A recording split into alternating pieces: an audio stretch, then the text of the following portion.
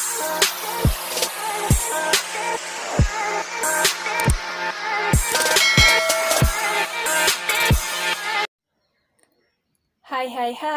welcome back my YouTube channel. Jangan lupa subscribe, like, comment, and share ya. Oke, next, kita lanjutin ya ceritanya. Bab 53, Dokter Bermuka Dua.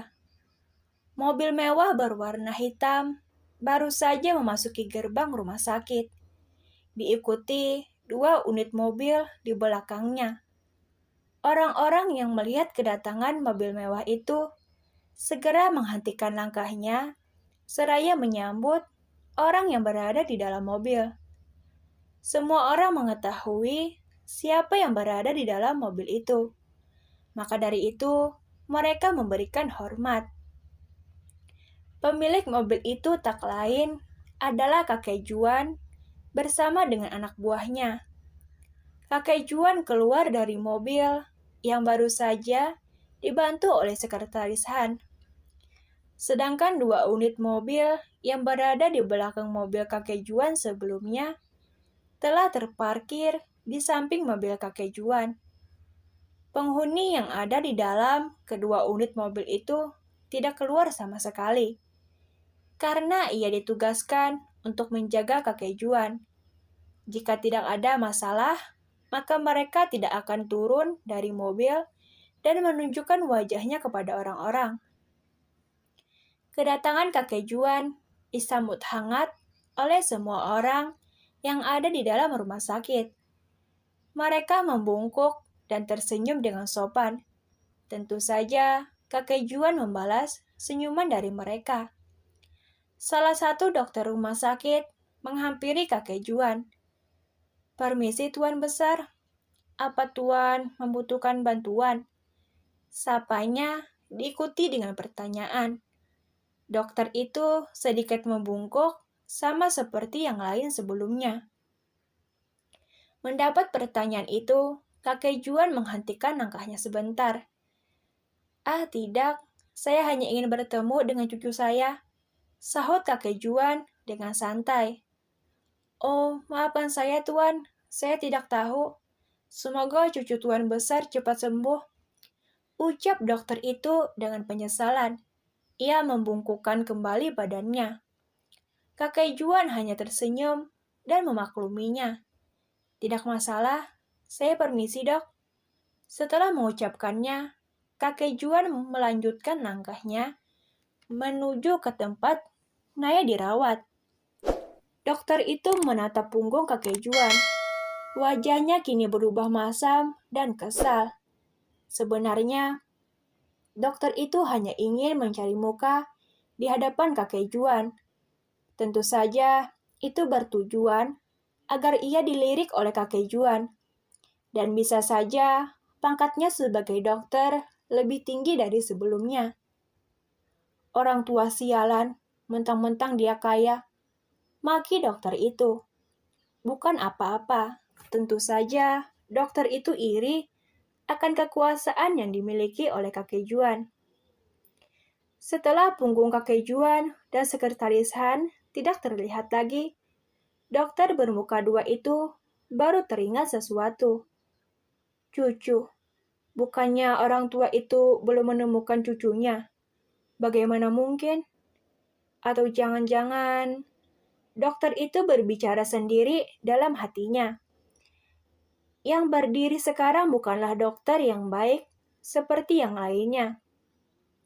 Ia menginginkan kekuasaan dan akan melakukan apapun agar bisa mendapatkannya. Bahkan, dokter itu tak tanggung-tanggung mencari seluruh informasi tentang kehidupan dan masa lalu kakek Juan. Tiba-tiba saja, dokter itu tersenyum jahat dan melangkah pergi ke arah yang sebelumnya kakek Juan lewati. Dokter itu berencana ingin mencari tahu tentang cucu yang dimaksud oleh kakek Juan. Sedangkan saat ini, kakek Juan sudah berada dalam ruang kamar Naya bersama dengan sekretaris Han yang juga ikut masuk. Awalnya, sekretaris Han tidak ingin masuk. Akan tetapi, Ia merasa ada sesuatu yang tidak beres. "Silahkan duduk, kek," ucap Daniel mempersilahkan kakek Juan untuk duduk di sofa panjang yang berada di dekat tembok. Kakek Juan hanya menganggukkan kepalanya dan memilih untuk berdiri di samping bangsal Naya. Kakek Juan menatap lekat ke arah wajah Naya yang saat ini tertidur dengan nyenyaknya. Tiba-tiba, kakek Juan teringat bayangan seorang wanita yang dulu pernah ia usir bersamaan dengan putranya. Kini dapat kakek Juan lihat, wajah istri dari putranya sangat mirip dengan wajah Naya. Akan tetapi, kakek Juan tidak meyakini sepenuhnya. Setelah itu, kakek Juan menghela nafas pasrah dan duduk di sofa yang sebelumnya dipersilahkan oleh Daniel. Daniel pun ikut duduk, sedangkan sekretaris Han menolaknya. Di atas meja yang berada di depan mata sudah tersedia beberapa camilan serta kue yang sudah disiapkan oleh Daniel sebelum kakek Juan tiba. Tak lupa, minuman pun sudah Daniel siapkan.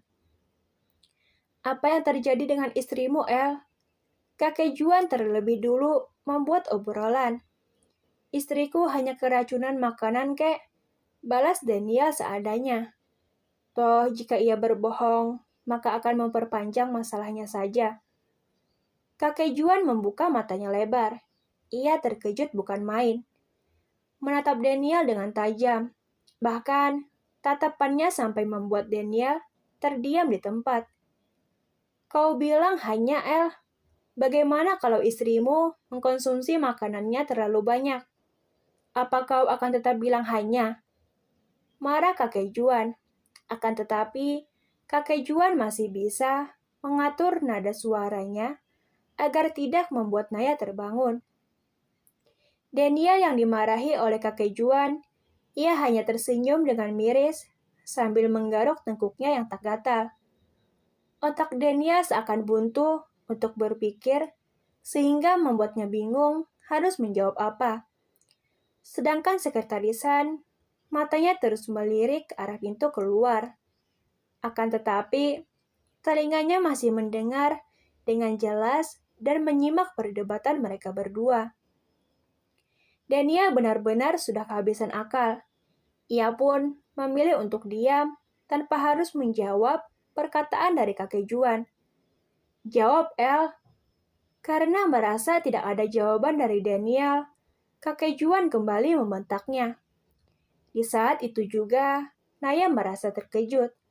Bahkan, ia sampai menggerakkan tangannya pelan. Ketiga pria itu tidak menyadari kalau Naya perlahan membuka matanya. Sebab bangsal tempat Naya berbaring cukup tinggi dan berada di belakang Daniel. Terima kasih. Jangan lupa subscribe, like, comment, and share ya.